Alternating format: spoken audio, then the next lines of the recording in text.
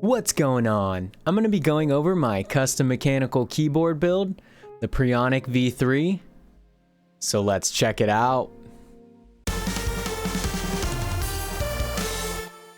First up is the board and case. It's the Drop plus OLKB Preonic V3.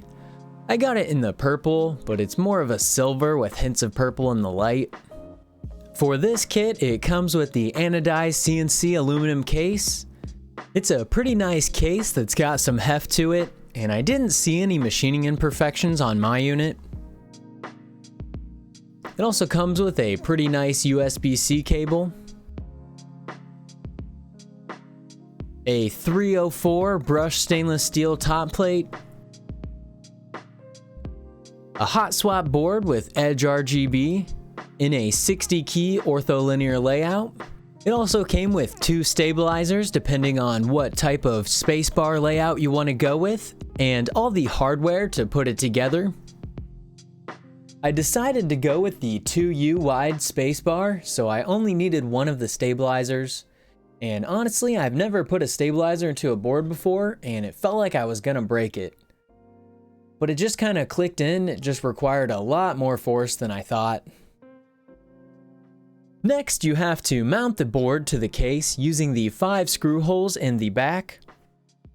I did 1 in each corner, and then I was able to set the case down without the board falling out, and that made it a lot easier to screw the rest in.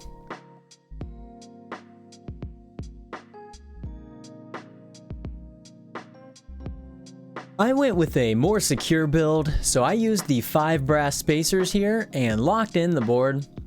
I had one that was not threaded properly and I couldn't use it, but luckily mine came with an extra. I just used my fingers to tighten these into place. For my switches, I got them from Novel Keys. I went with the Kale Speed Bronze. These aren't the ones I originally wanted, as I wanted to go with a tactile switch rather than a clicky, but they were all out of stock of the Speed Coppers, which are the ones that I wanted to get. So I just ordered the bronze because I knew I liked them, and since I had a hot swap, I might buy the coppers when they come back into stock. To mount the plate, you should put a switch in each corner of it and few towards the middle, making sure that each one has straight pins on it and that they are facing the correct way to go into the board. Once you have those in place, you can line the plate up with the mounting screws and push these switches into place. You should feel and hear them going in. After I had the plate in, I started putting more switches in, checking each one to see if the pins were straight. Then I realized I should secure the plate to the mounting screws before I put all of the switches in, as it'd be a lot harder to do if the switches were in all the way. So I just used the small nuts to secure the plate into place. I did use the tool to tighten them, but I made sure not to do it too much. I just continued to put the switches in, checking each one as I went. And it went all very smooth until the spacebar area, where they have the cutout for the stabilizers.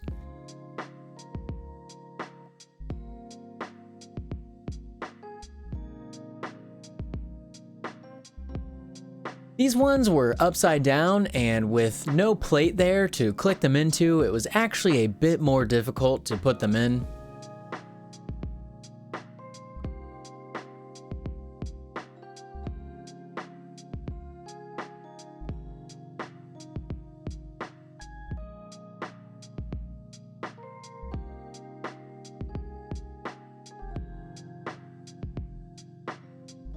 When I had all the switches in, I used a keyboard tester to check and see that everything was working properly. Then I moved on to putting the keycaps on. The keycaps I chose were the Matcha Die Sub ZDA PBT keycaps. I found them on Amazon and they weren't too expensive and they looked really good. They're green with the light green as the main keys and a yellow-brown as the accent keys. It has Japanese kanjis as subtext. They aren't really made for an ortholinear layout, but they had enough keys for this board and I made it work. With it having the ZDA profile caps, this made it possible because it doesn't matter what row the caps are on, so you can just arrange them however you like. though it did take me a while to figure out a layout that not only looked good, but was actually practical.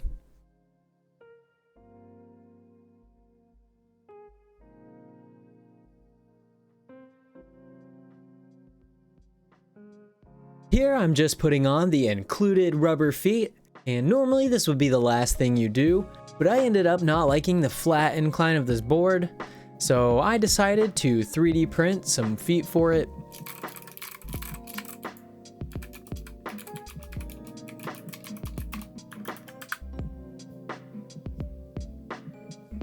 I happen to have this green filament that is a little brighter than the keyboard, but it sort of matches, and it doesn't really matter that much anyways, as it's going to be under the board, so you're not going to see it anyways. I tried printing two at once, but the first time I tried it, it messed up the second one, so I had to redo it again. But these weren't that big, so it didn't take too much time.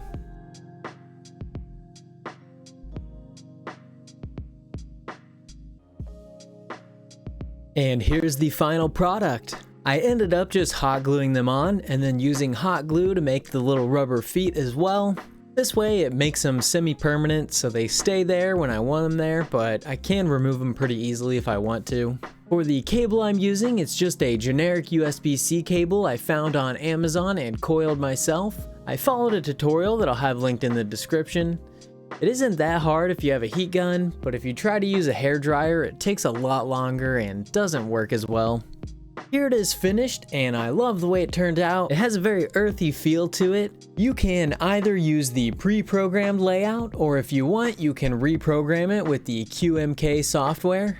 But with this board in particular, there are quite a few extra hoops to jump through. I'll have the Reddit thread that I use to get it to work linked in the description. And now for a sound test.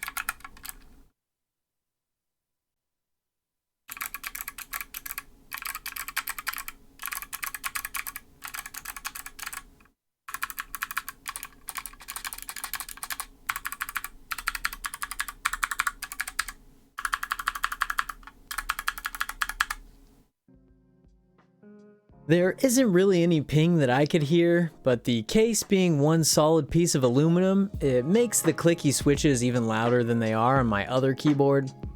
So hopefully I can replace them with the tactile switches soon, or I might be able to put some foam in the case, as there seems to be enough room to add some, and we'll see if that dampens it a little bit. If you like clickies and there isn't anyone around you to annoy, then it does sound crisp, but it's just a bit too loud for me. Since it's such a small keyboard, it's great for gaming as it gives you a lot more mouse space for better aiming in shooters, but it still has all of the keys you need for MMOs or RPGs, and I think the ortholinear layout is better for games than a standard layout. It's easier to reach more keys so you don't have to stretch your hand out as much. And with the ability to choose whatever switches you want, if they're in stock, it makes it feel much better than any pre-built keyboard, though it does come at a higher price than most.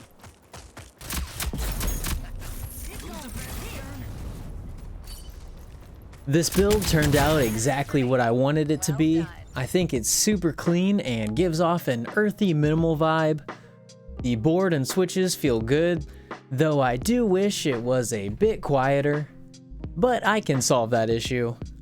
I think it's great for gaming with the ortho layout, and it can be great for typing once you're used to the layout, as you don't have to move your hands as much. And I've been using an ortho for a while since I built my last keyboard, and now I don't even like using a standard board. I think this board is pretty fairly priced, as if you get a budget set of keycaps, it only comes out to about $200 altogether, which for a custom mech is on the low end. The case also comes in all different colors, so you can really theme the build how you want. I would definitely recommend this to someone looking for an ortho board or just a smaller board in general.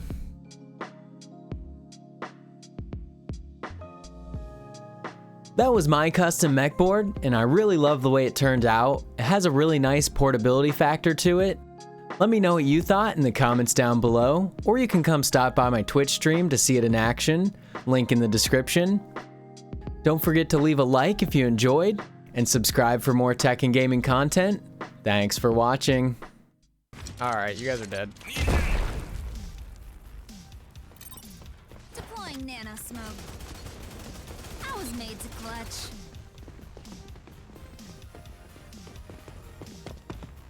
No, I really wasn't, honestly.